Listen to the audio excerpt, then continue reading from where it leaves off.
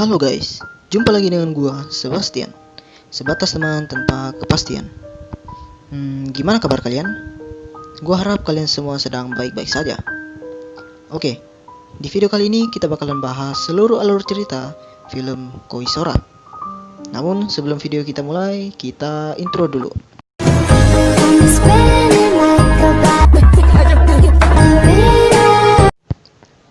Film ini dirilis pada tahun 2007.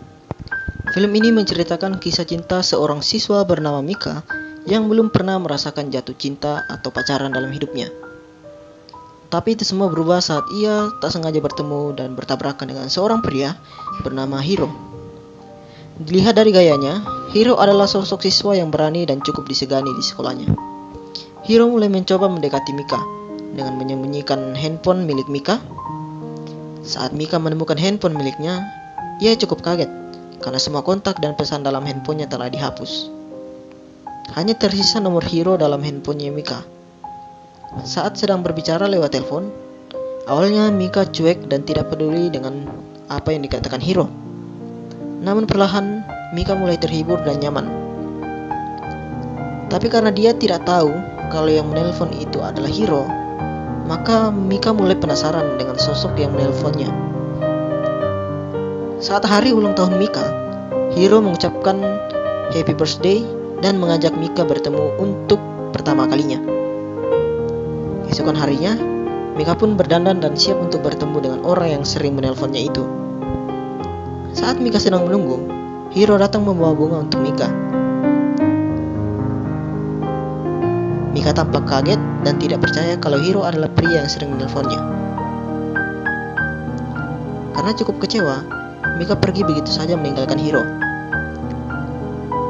Saat pulang sekolah, Mika tak sengaja melihat Hiro dari belakang. Mika pun mengikuti arah di mana Hiro pergi.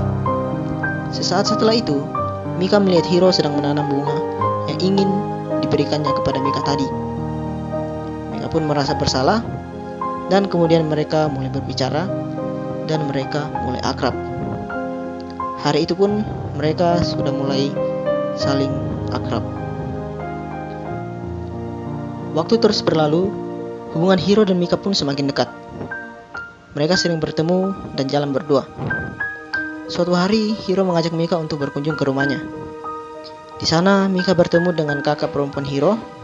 Mereka kemudian masuk ke dalam kamar berdua, berfoto dan kalau yang bagian ini kalian sendiri saja yang mencari tahu ya. Oke, lanjut. Keesokan harinya, ketika Mika sedang menunggu Hiro di jalan, datang sekelompok pria yang kemudian mengejar Mika. Sekelompok pria itu tampaknya ingin melakukan tindakan pelecehan kepada Mika. Setelah itu, malam pun datang. Mika yang berjalan sendirian sangat takut jika bertemu dengan Hiro. Namun Hiro berhasil menemukan Mika dan mencari orang-orang yang telah melecehkannya. Hiro pun mendatangi dan menghajar pria-pria itu dan membawa dalang di balik semua itu. Ternyata itu semua adalah rencana mantan pacar Hiro. Hiro yang menanyakan kepada Mika apakah dia harus membunuh mantannya itu, tapi Mika menjawab tidak usah. Tepatnya Mika telah pasrah dengan semua yang telah terjadi. Meskipun mendapat pelecehan dari orang yang tak dikenal, ternyata Mika tidak sampai hamil. Meski begitu, berita buruk tentang Mika tersebar di seluruh sekolahnya. Hal itu pun membuat Mika terbuli oleh teman-temannya. Tetapi Hiro terus membela Mika dan Mika pun dapat tenang di samping Hiro. Hiro pun kemudian mengajak Mika ke ruang kosong dan di sana mereka melakukan adegan berkembang biak. Ya, kalian tahu sendirilah. Oke, lanjut. Setelah kejadian itu pun, Mika hamil dan memberitahu hal itu kepada Hiro.